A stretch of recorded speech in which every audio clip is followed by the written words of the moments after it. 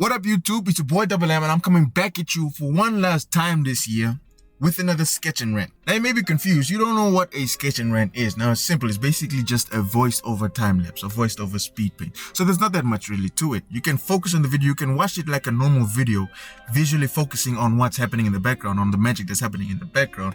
Or you can have this video playing in the background as you're doing something. Just make sure that you're listening to the video, right? Make sure that you go through the whole video.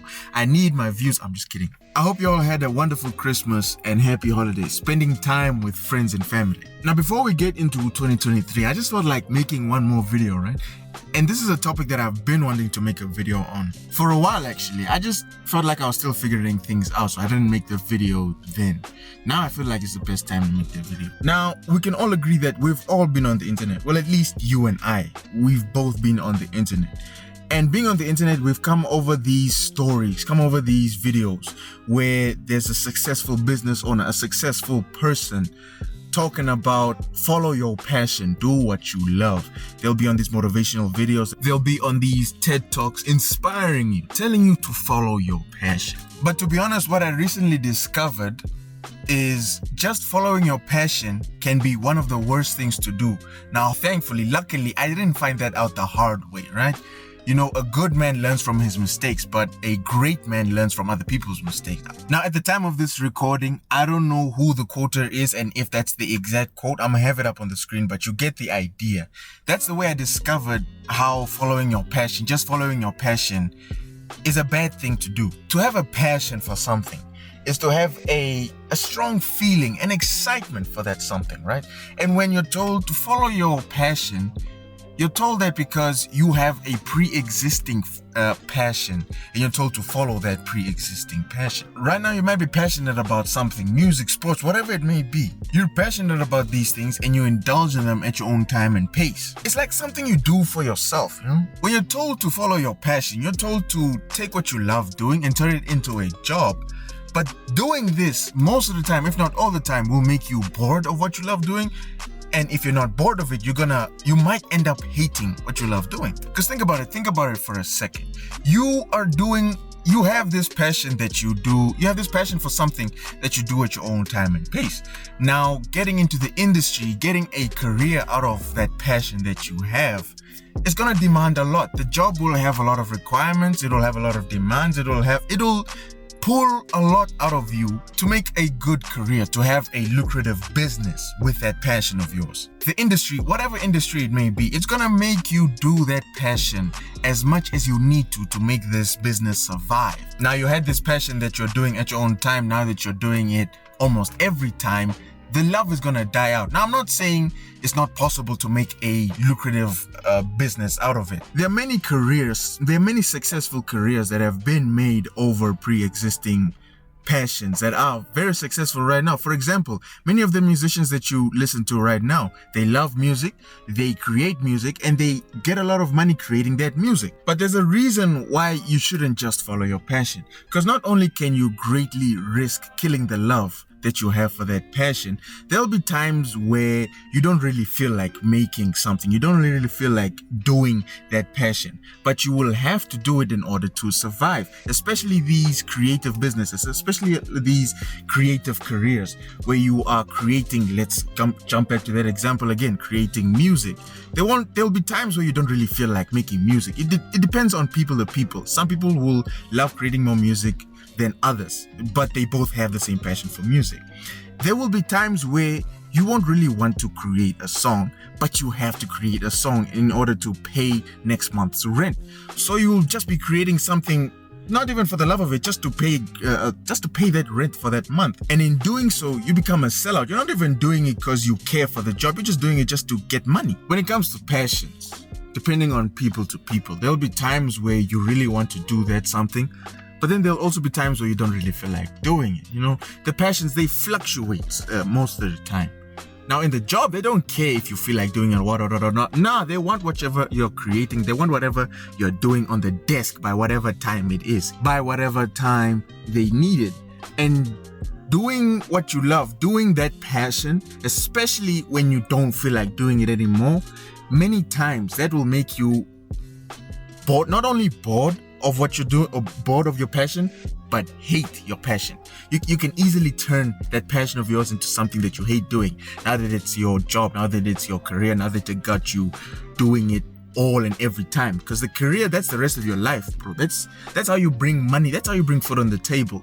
Now, when you have a passion that you do at your own time and own pace, yes, can be successful. I'm not saying it can't, not to repeat myself, but yes, it can be successful. But following your passion, in a way, can be similar to that random 9 to 5 that was given to you, that you took, that you didn't really want. You're gonna hate it. Now, yeah, hearing this for the first time, figuring this out, I was also asking myself, now, am I getting myself into something that I might hate for the rest of my life? Now, what am I getting myself into? What was the reason? You know, I also was asking myself a lot of these questions and trying to figure out why these successful people were saying this, not knowing that they're setting out a trap for us to hate what we love doing in the first place. I looked a little closer at these successful people, right? What they did and how they did it, until I realized something. Whatever it is that they're doing, they're really good at it. Like, that's the only way it's gonna be. That's the only way you're gonna have a successful career, is if you're really good at it. But you can, again, going back to what I said before, you can again be really good at something but then still lose the love of it. What made the difference was they were really good at it and they loved doing it. Many of these type of people didn't start off doing what they loved. They loved what they do. They did it so much that they got good at it, like really good at it. And they loved what they were doing. They loved what they did. They didn't do what they loved. They loved what they did. Now, most of the time, what they did was, what they do is what they would call their gift, you know, something that they're good at, something that feels natural to them. So we can agree, so we can say that these successful people are gifted individuals because they're really good at what they're doing. But what I'm trying to say is, just because you're gifted doesn't mean you are automatically the best at it. Because you can be a gifted fighter, you can be a gifted boxer, MMA fighter, whatever it is. But if you don't learn, if you don't practice the fundamentals, you're gonna be whack. You're gonna be rubbish. What I mean by gift is something given, something that you have, something that you can do that feels natural to you, where if you were to really improve on it, you have the potential to be one of the greats, one of the best at whatever it is that you're doing. That's what a gift is.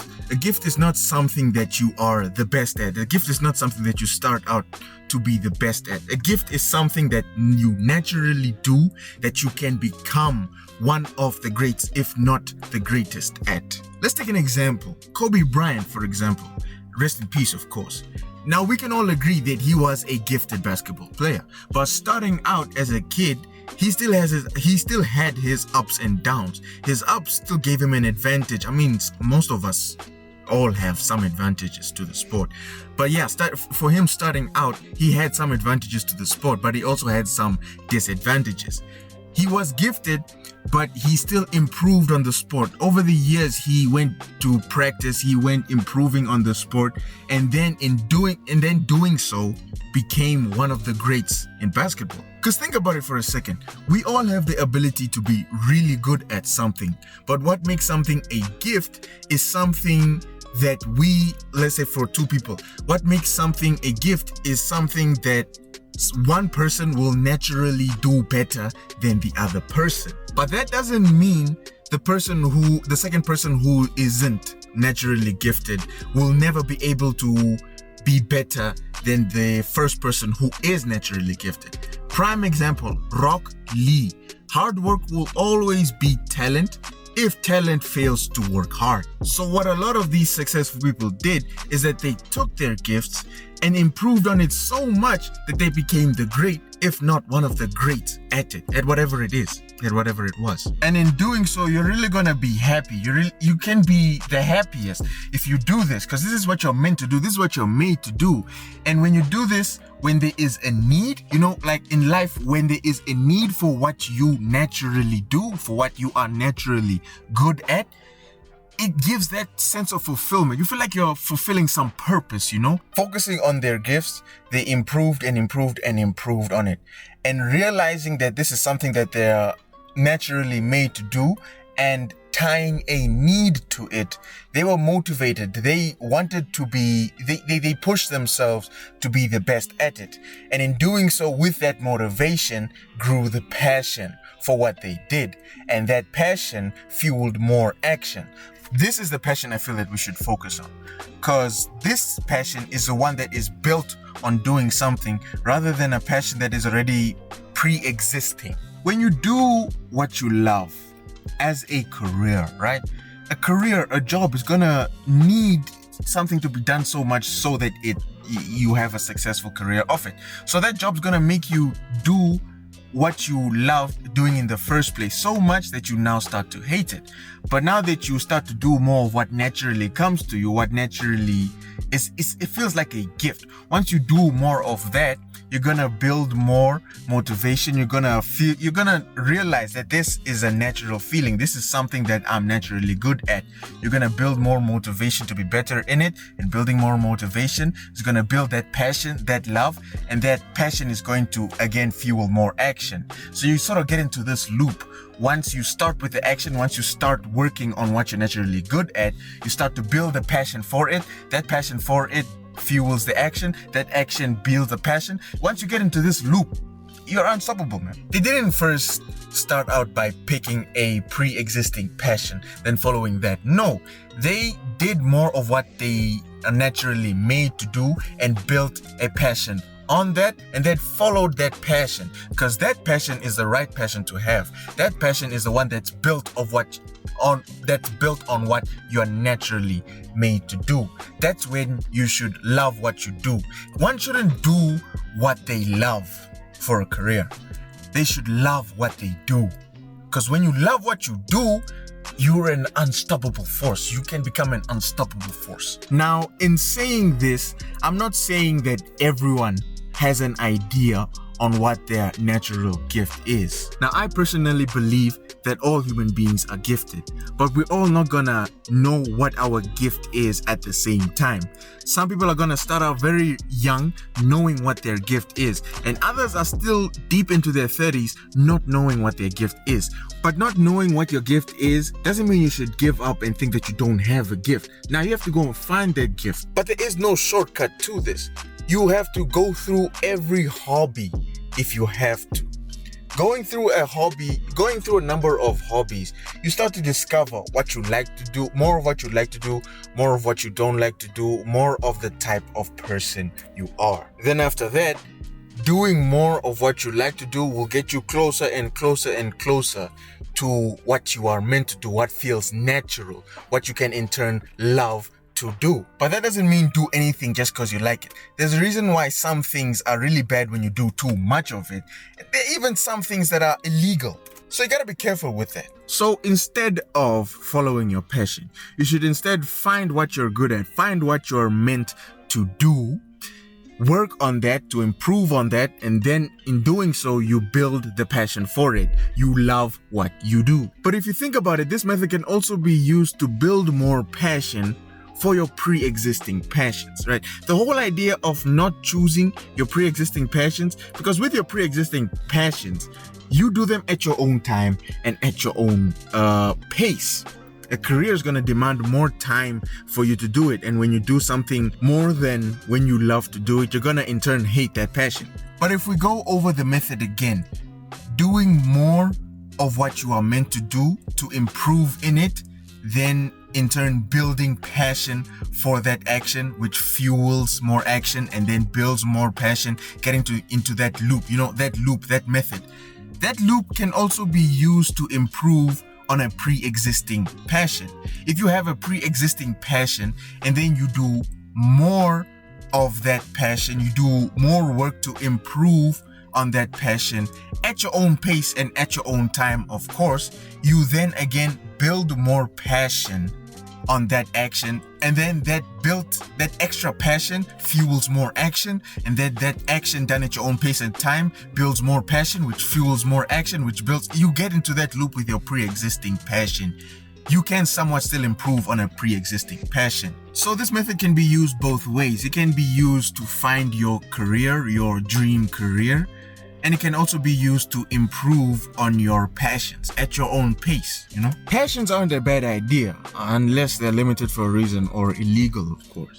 You should still do what you love at your own pace at time, but you shouldn't just choose what you love for a career.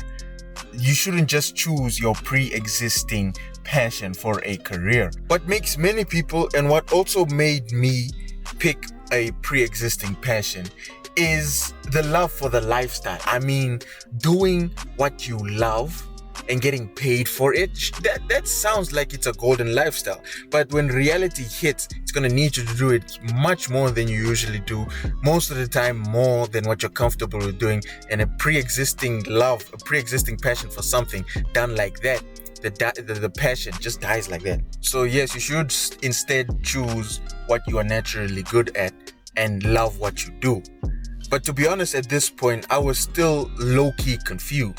Because, not to brag, but like, there are a number of things that I am naturally good at and that I had to improve to be better than how I was when I first started out doing those number of things. So at this point, I looked at the things I was naturally good at and had a hard time choosing, because I didn't want to choose something and put effort into it and find out I could have put a lot more effort into something else and be better in that. But then I later figured out something about jobs, about careers. You know, for a job to exist, there has to be a need, a want for it. And this is something you're doing for the rest of your life. So this is like a service that you are doing for the rest of your life. So I later found out that I had to pick something that I naturally did, that I was happy to do for others, that I was more than happy to do and fulfill for others. And 20 times out of 10,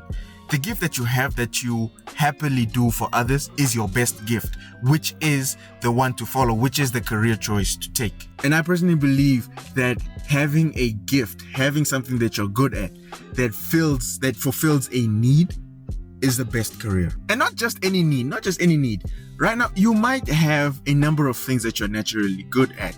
And because of those many things, you now have many possibilities, many needs to fulfill.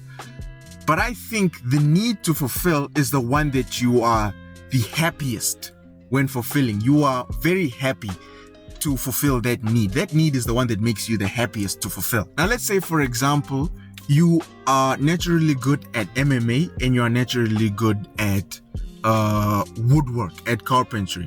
Right now, you are naturally better. If you were to measure those two skills, you're better in MMA than you are in carpentry. And right now, if you look at the needs, being in the UFC, that's a lot of bank and you have the potential to get up there. But if you are much happier creating these tables, these chairs for other people, then you are boxing, then you are fighting in the ring for other people, you should choose the carpentry, because that's a service that you are naturally good at, that you are fulfilling for others, that you're fulfilling that need. Just make sure you're able to comfortably live in life and you're not financially punishing yourself just because you love making tables more than knocking people out. But generally speaking, this is something that you are naturally good at, that you are happiest in fulfilling a need, in doing for someone else. So the rule of thumb is to love what you do and do it for others. Because when you have something that you are naturally good at and you do it for others, you will be motivated to improve on it, which builds passion for that action and then fuels more action and then brings more attention to what you are doing. Now that you have more attention to what you are doing, you're motivated even more to keep that attention, to build more attention. That motivation builds that passion fuels the action, that action brings more attention. When you're doing your best work for others, that's the best career. If you think about it, and what I like about it is that when you're doing it for others, it influences yourself to improve, to become a better you.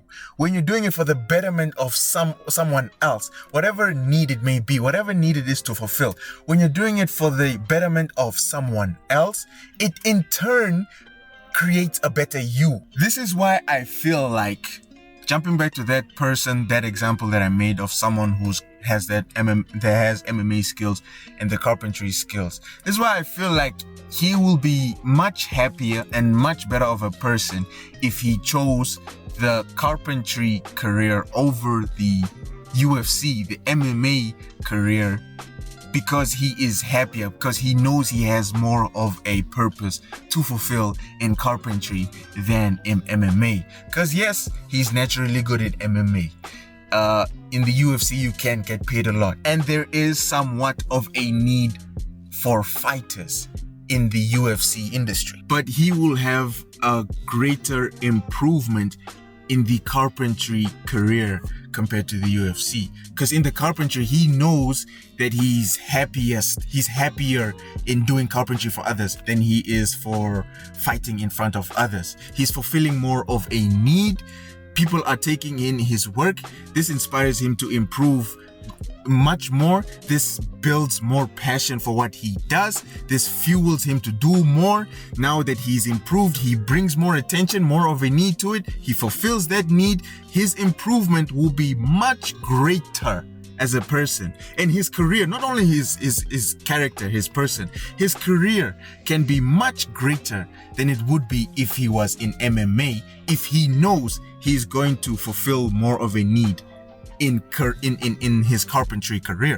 Just because you are good at it doesn't mean you should always go for it. You should go for the career that you are happier in fulfilling a need for others, because this career will bring out your best value. Because even if that person has a chance of making more money in the UFC business rather than the carpentry business, the carpentry business is gonna force him to show his best value, to improve and to give his best value. This even has potential to make that carpentry career even greater than what the UFC career is or could be. There's another example I want to give. XXXTentacion, rest in peace, of course.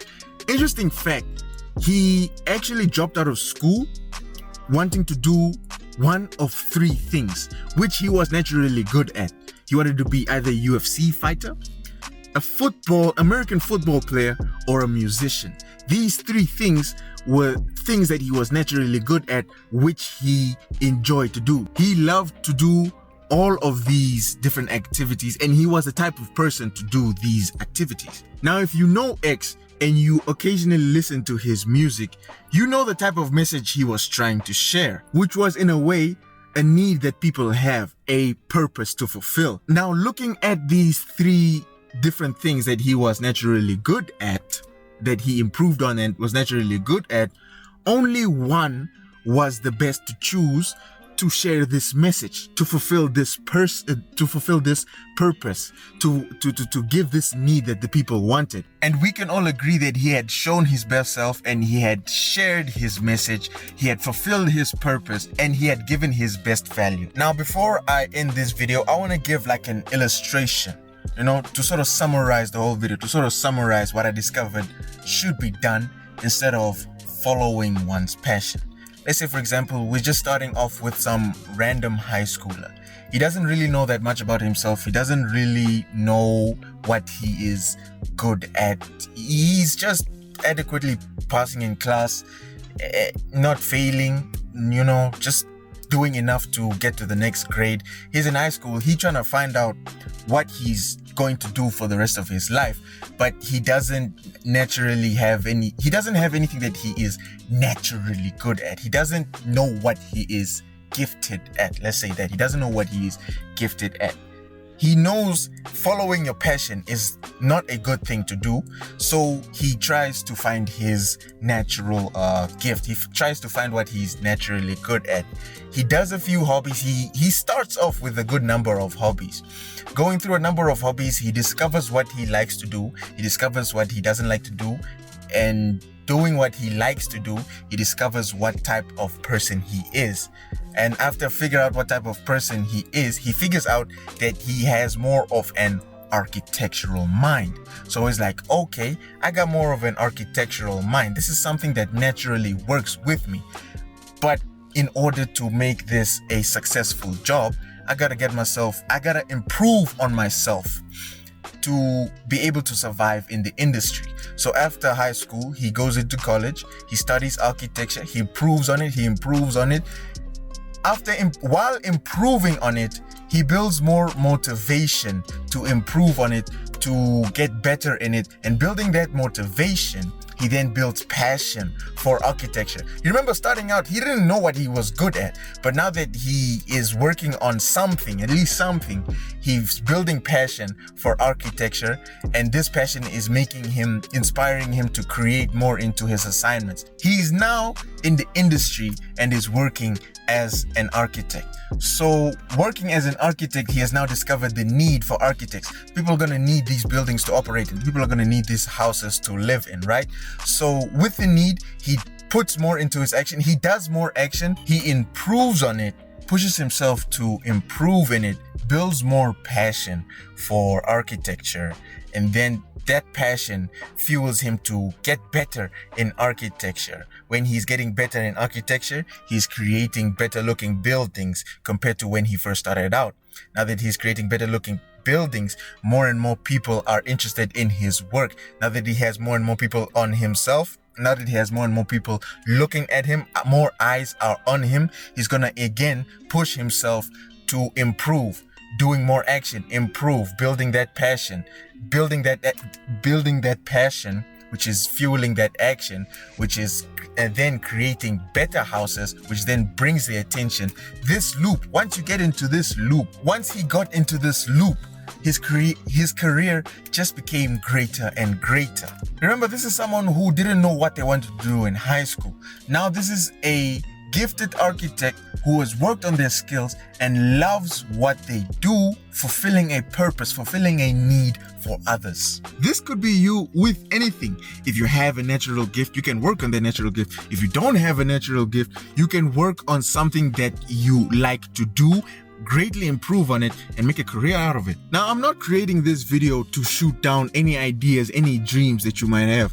Maybe for a number of you, art is this pre-existing passion of yours. And now that I have highlighted the things of following a pre-existing passion into a career, you might be demotivated. Nah, I'm just making this video to open your eyes. You know, you have to think of what's needed in a career to make it survive. You can still focus and improve on art on your own pace and time.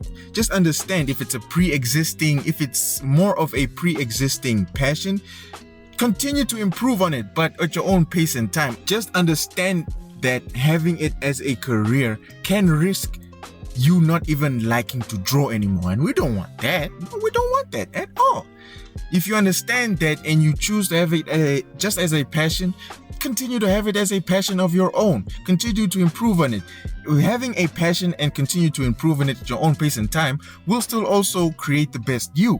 But if it's something that you are interested in, or even a pre-existing passion that you fully understand what the career demands and whatnot, and you still want to go for it, go for it. You never know what will happen. When you go for it, you at least get a taste of how much it demands.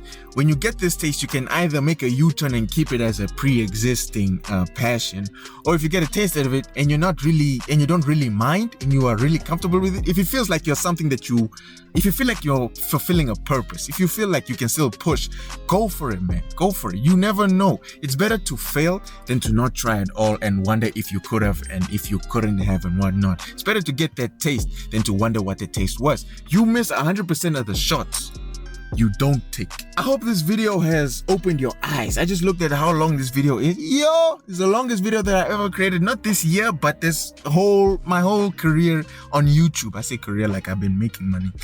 With that, we have come to the end of the video. I want to thank you for making it to the end of the video. I'm talking to the 2.5 people that have made it to the end of the video.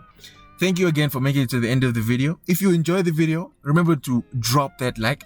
Hit the subscribe button if you have not, to be part of the Double Empire.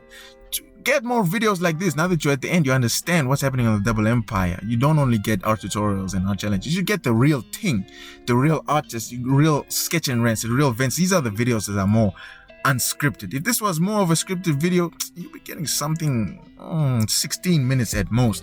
But this is more unscripted, so we're going to 30 minutes. Thanks again for making it to the end of the video, and I want to leave you with advice. I want to leave those who have made it to this point of the video, because y'all are the real members of the Double Empire. If you have hit the subscribe button though, I want to leave y'all with some advice. Whatever it is that back of the mind that you are trying to get done, that you want to get done, that ambition that you have for whatever it is, go for it. Go for it, man. It's better to try and fail than to not try at all. Because in doing so, you find out more about yourself. You find out more about what makes you tick.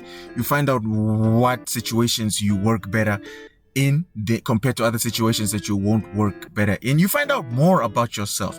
This is something for those that have something in mind that they wanted to start with. If you don't necessarily have something in mind, try anything and everything. Even with this, now that you've discovered this video, you know what we have on this channel. Go through these tutorials. Maybe art is for you. Hopefully it is. But maybe it is for you. Maybe it isn't. Maybe it is. Go through a number of things. Go through many things. Find out what's for you. And once you find it, don't let go. Don't let go of it, man. God bless, and until 2023, Double M out.